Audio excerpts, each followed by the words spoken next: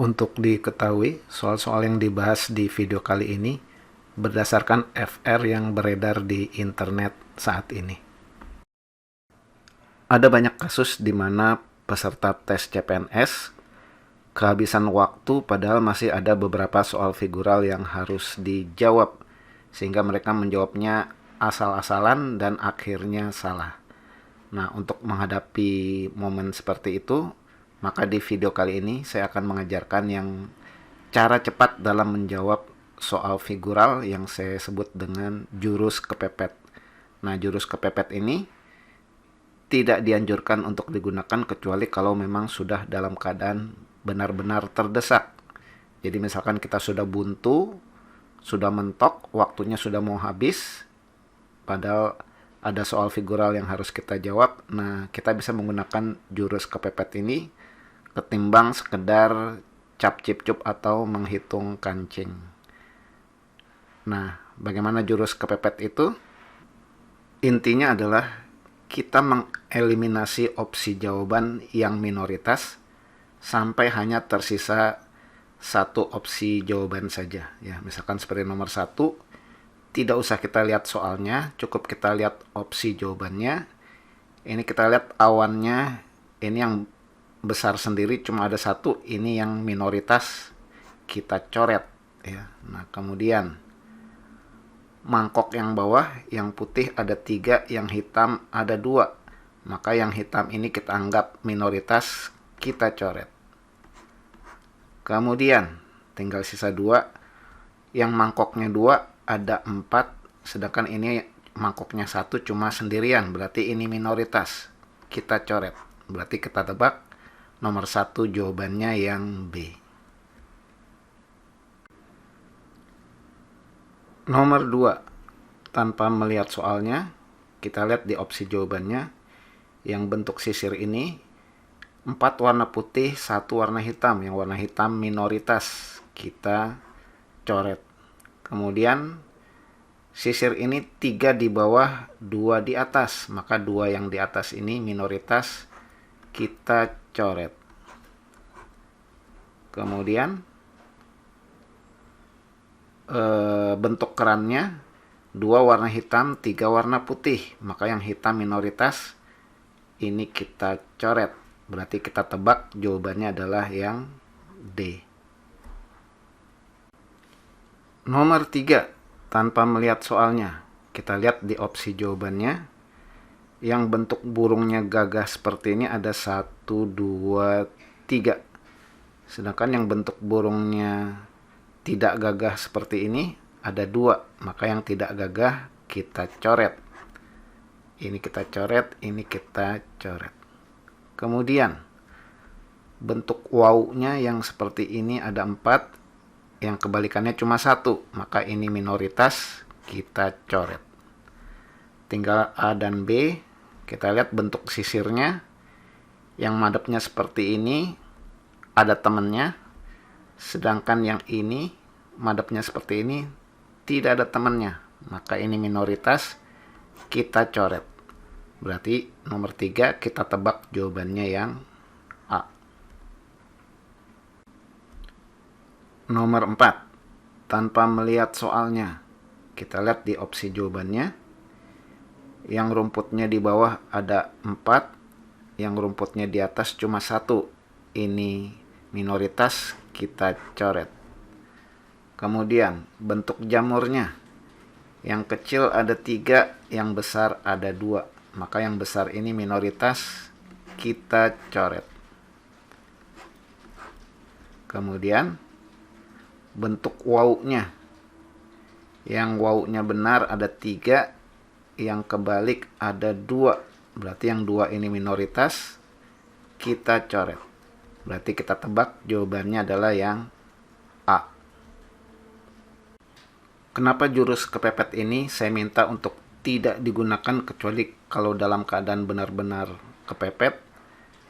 Karena 1, jurus kepepet ini sifatnya spekulatif, ya. Kalau kita beruntung, maka jawaban kita akan benar. Kalau kita tidak beruntung, ya jawaban kita salah. Kedua, jurus kepepet ini tidak ilmiah dan nggak bikin pinter gitu ya. Nah, jadi kecuali kita sudah benar-benar mentok, buntu, waktunya sudah mau habis, nah maka jurus kepepet ini akan menghasilkan kemungkinan menjawab benar yang lebih besar dibandingkan dengan kalau sekedar cap cip cup atau menghitung kancing. Jika tadi adalah cara yang sesat dalam menjawab soal, lalu bagaimana cara yang benarnya untuk menjawab soal figural ini? Nah, cara yang benarnya adalah sebagai berikut. Misalkan di soal nomor 1, kalau kita lihat ini serialnya tidak ke samping, tidak juga ke bawah ya, tapi diagonal ya. Contohnya ini serial A ya, lanjutnya ke sini, lanjutnya ke sini ya.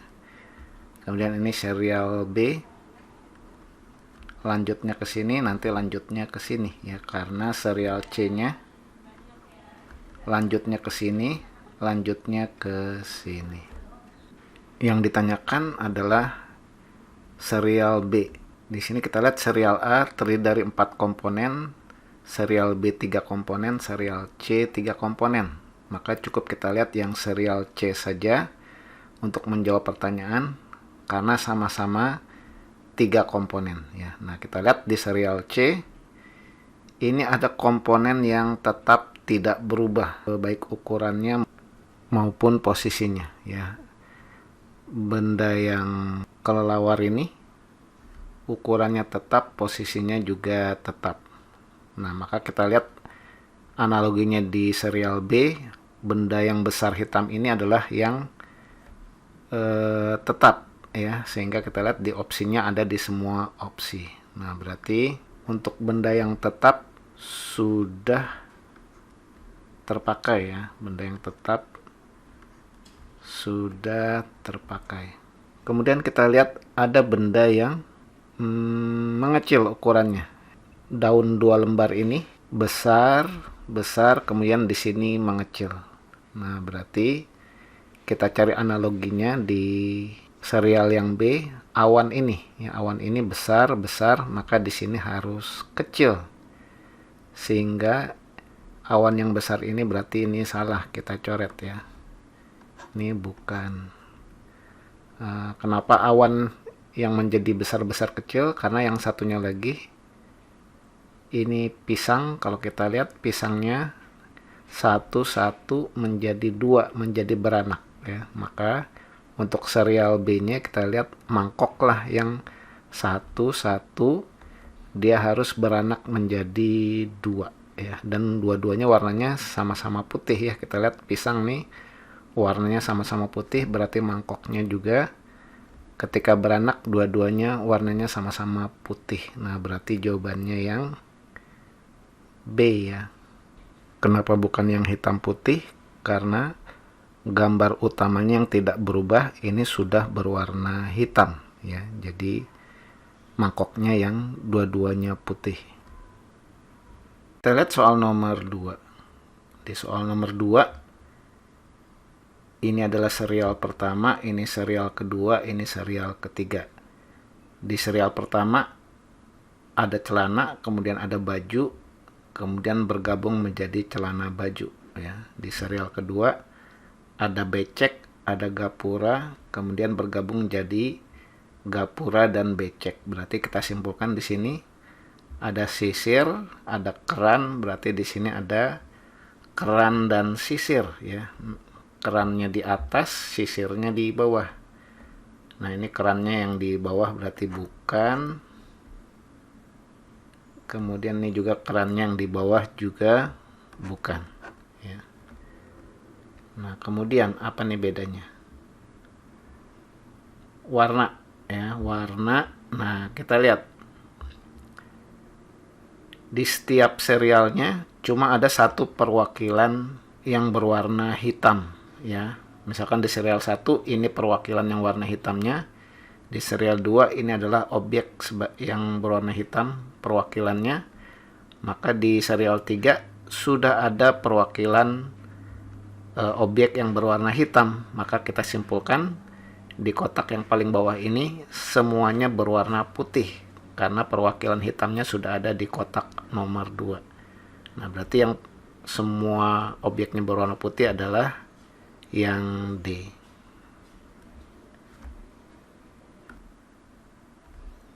Kita lihat soal nomor 3. Di soal nomor 3, pola pergeseran benda adalah, kita lihat nih yang tetesan air ini dari kanan atas menjadi tengah, berarti dia dari kanan atas bergeser ke tengah. Kemudian dari tengah dia bergeser ke kiri bawah, berarti dia bergeser ke sini. Kemudian dari kiri bawah dia bergeser ke kiri atas, berarti dia akan bergeser ke sana. Ya, jadi pola pergeserannya ke tengah, bawah lagi, kemudian ke atas. Nah, kita lihat yang sudah di atas, misalkan ini ya. Ini sudah di atas, dia bergeser ke sana. Sehingga posisinya di sana ya. Nah, dari sini kan nanti dia bergesernya ke tengah. Nah, berarti kita simpulkan bahwa burung ini sebelum dia pindah ke sini berarti dia ada di tengah ya. Nah, berarti burung ini ada di tengah. Berarti ini bukan, ini bukan, ini juga bukan ya. Karena madepnya ke sana ya. Kemudian ini gergaji ini sebelum di tengah berarti dia ada di sini. Nah, berarti yang gergajinya ada di kanan atas itu adalah ini. Ini bentuknya kebalik ya, berarti ini bukan. Nah, berarti jawabannya yang A. Ingatkan polanya, yang ada di sini dia akan pindah ke tengah sehingga jadi ada di sini. Kemudian yang di tengah dia akan pindah ke kiri bawah sehingga ada di sini. Sesuai yang A ya. Nomor 4 ini adalah soal analogi gambar. Kalau ini menjadi begini maka ini menjadi bagaimana? Nah, di sini kita lihat polanya yang kelihatan adalah yang kiri atas ini bangunnya dari besar menjadi kecil, maka bangun yang jamur yang kiri atas ini dari besar dia harus menjadi kecil. Ini tetap besar bukan, ini tetap besar bukan. Kemudian kita lihat lagi, ini awannya dari atas menjadi pindah ke bawah, maka ini pun rumputnya dari atas harus pindah ke bawah ya. Berarti ini yang rumputnya tetap di atas bukan. Kita lihat opsi yang tersisa A dan C. Ini bedanya terletak di wawunya ya, madep ke mana. Nah, maka kita perhatikan bentuk ini. Bentuk ini menjadi bentuk ini itu berarti dia dicerminkan dengan sumbu pencerminan di sini ya. Jadi dicerminkan dengan sumbu pencerminan di sini, bentuknya akan menjadi seperti ini. Nah, maka ini pun wawunya mana nih? Ini ya. Kalau dicerminkan dengan sumbu pencerminan di sini, maka dia akan bentuknya menjadi seperti ini ya. Nah, dengan sumbu pencerminan di sini. Nah, berarti yang bentuknya seperti ini adalah yang A ya. Ingat pencerminan itu begini ya. Kalau ada benda, kalau ada panah di sini, ini dicerminkan di sini, berarti bayangannya ada di sini. Kalau misalkan bendanya begini, maka kalau dicerminkan dia bayangannya akan menjadi begini ya. Nah, ini pun sama nih. Wawunya kalau dicerminkan di sini dengan pencerminan di sini, maka dia hasilnya akan seperti ini. Baik, jadi sekali lagi pesan saya, jangan gunakan jurus kepepet yang di awal saya jelaskan, kecuali kalau sudah benar-benar kepepet. Sudah buntu, sudah mentok, waktunya sudah mau habis, tinggal pilihannya menghitung kancing atau menggunakan jurus kepepet. Nah, baru di saat seperti itulah jurus kepepet kita gunakan.